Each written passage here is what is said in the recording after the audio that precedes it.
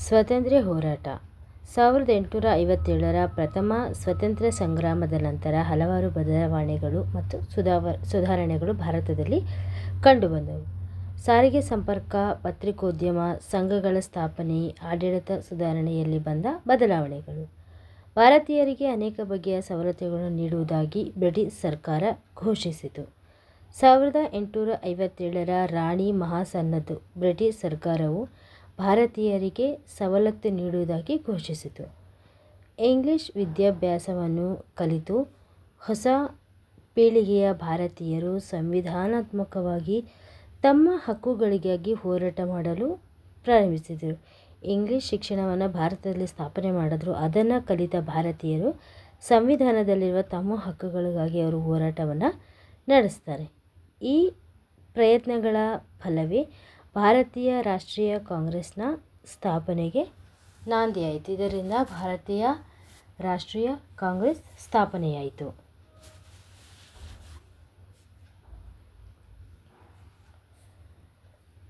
1885ರಲ್ಲಿ ಎ.ಒ. Hume ಎಂಬ ನಿವೃತ್ತ civil ಅಧಿಕಾರಿಯ ಮೂಲಕ ಭಾರತೀಯ ರಾಷ್ಟ್ರೀಯ ಕಾಂಗ್ರೆಸ್ ಸ್ಥಾಪನೆಯಾಯಿತು. ಯಾವಾಗ? 1885ರ ಎ.ಒ. ಹ್ಯೂಮ್ ಇವರ ಒಂದು ಸನ್ನಿಧಿಯಲ್ಲಿ ಭಾರತೀಯ ರಾಷ್ಟ್ರೀಯ ಕಾಂಗ್ರೆಸ್ ಸ್ಥಾಪನೆಯನ್ನು ಪಡೆಯಿತು. ಮಂದಗಾಮಿಗಳು ಭಾರತೀಯ ರಾಷ್ಟ್ರೀಯ ಕಾಂಗ್ರೆಸ್ ಪ್ರಾರಂಭದ 20 ವರ್ಷಗಳು ಕಾಲವನ್ನು ಮಂದಗಾಮಿಗಳ ಯುಗ ಎಂದು ಸಹ ಕರೆಯುತ್ತಾರೆ.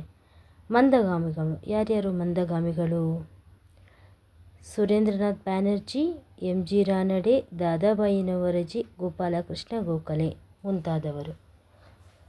ಇವರು ಏನು ಹೇಳಿದರು?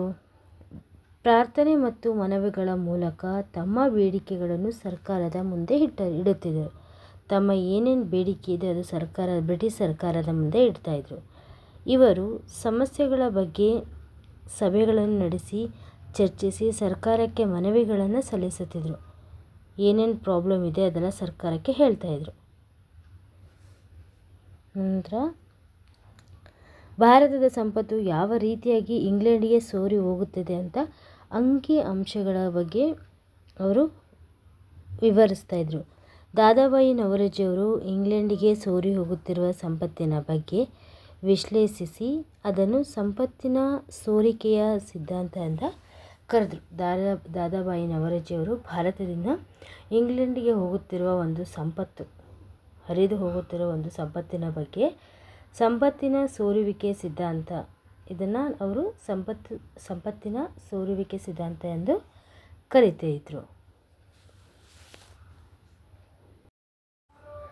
ಭಾರತದ ಸಂಪತ್ತು ಯಾವ ರೀತಿಯಾಗಿ. ನಂತರ ತೀವ್ರವಾದಿಗಳು ನಾಯಕರು ಯಾರ್ಯಾರು? ಅರವಿಂದ ಘೋಷ್, ಬಿಪಿನ್ ಚಂದ್ರಪಾಲ್, ಲಾಲಾ ಲಜಪತ್ ರಾಯ್ ಮತ್ತು ಬಾಲ ಗಂಗಾಧರ ತೀವ್ರಗಾಮಿಗಳ ನಾಯಕರು. ಬಂಗಾಳದ ವಿಭಜನೆ. ಬಂಗಾಳದ ವಿಭಜನೆಯನ್ನು ವೈಸ್ರಾಯ್ ಲಾರ್ಡ್ ಕರ್ಜನ್ ಬಂಗಾಳದ ವಿಭಜನೆ ಮಾಡೋ ಯೋಜನೆಯನ್ನು ರೂಪಿಸಿದರು. ಪೂರ್ವ ಮತ್ತು ಪಶ್ಚಿಮ ಬಂಗಾಳವನ್ನು ಹಿಂದೂ ಮತ್ತು ಮುಸ್ಲಿಂ ಎಂಬ ಪ್ರದೇಶವಾಗಿ ವಿಂಗಡಿಸಿದ್ದರು. ಅಂದರೆ ಬ್ರಿಟಿಷರಿಗೆ ಒಡೆದು ಆಳೋದ್ರಿಂದ ಹಿಂದೂ ಮುಸ್ಲಿಮಿನ ಅವರು ಚೆನ್ನಾಗಿ ಸಾಮ್ರಾಜ್ಯವನ್ನು ವಿಸ್ತರಣೆ ಮಾಡಬಹುದು, ಆಡಳಿತ ಮಾಡಬಹುದು ಅಂತ ಅವರು ಮುಸ್ಲಿಮನ್ನು ಬಂಗಾಳವನ್ನು 2 ಭಾಗಗಳಾಗಿ ಮಾಡೋದಕ್ಕೆ ಅವರು ಏನು ಮಾಡಿದ್ರು? ಒಂದು ಪ್ಲ್ಯಾನನ್ನು ಮಾಡಿದರು. ಅಂದರೆ ಇದು ಪೂರ್ವ ಬಂಗಾಳ, ಪಶ್ಚಿಮ ಬಂಗಾಳ ಅಂತ ಮಾಡಿ ಒಂದು ಹಿಂದೂ ಒಂದು ಮುಸ್ಲಿಮನ ವಿಭಜನೆ ಮಾಡಬೇಕು ಅಂತ ಮಾಡಿದ್ರು. 1905ರ ಬಂಗಾಳದ ವಿಭಜನೆಯನ್ನು ಭಾರತೀಯ ರಾಷ್ಟ್ರೀಯ ಕಾಂಗ್ರೆಸ್ ವಿರೋಧಿಸಿತು. ಬಂಗಾಳವನ್ನು ವಿಭಜನೆ ಮಾಡೋದಕ್ಕೆ ರಾಷ್ಟ್ರೀಯ ಕಾಂಗ್ರೆಸ್ ಇದಕ್ಕೆ ಒಪ್ಪಿಗೆಯನ್ನು ಕೊಡಲಿಲ್ಲ, ಇದನ್ನು ವಿರೋಧಿಸಿತು. ಆದರೆ 1906ರಲ್ಲಿ ಸ್ಥಾಪನೆಯಾದ ಮುಸ್ಲಿಂ ಬಂಗಾಳದ ವಿಭಜನೆಯನ್ನು ಬೆಂಬಲಿಸಿತು. ಮುಸ್ಲಿಮರಿಗೆ ಸಪ್ರೇಟ್ ಆದ ಒಂದು ಬೇಕಾಗಿತ್ತು, ಸ್ಥಾನ ಬೇಕಾಗಿತ್ತು, ಒಂದು ಭಾಗ ಬೇಕಾಗಿತ್ತು. ಇನ್ನೊಂದು ಕಡೆ ತೀವ್ರವಾದಿಗಳು ಸ್ವದೇಶಿ ವಸ್ತುಗಳನ್ನು ಬಳಸುವಂತೆ, ವಿದೇಶಿ ವಸ್ತುಗಳನ್ನು ಬಹಿಷ್ಕರಿಸುವಂತೆ ಕರೆ ನೀಡಿದ್ದಾರೆ. ಇನ್ನೊಂದು ಕಡೆ ಏನು ಮಾಡಿದ್ರು?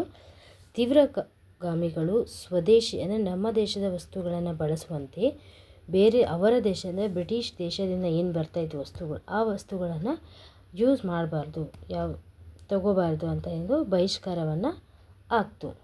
ಅದರಿಂದ ಏನು ಮಾಡಿದ್ರು, ಇದರಿಂದ ಏನಾಯಿತು, ಬ್ರಿಟಿಷರು ಬಂಗಾಳದ ವಿಭಜನೆಯನ್ನು ಕ್ಯಾನ್ಸಲ್ ಮಾಡಿದ್ರು, ಅಲ್ಲಿಗೆ ಸ್ಟಾಪ್ ಮಾಡಿದ್ರು.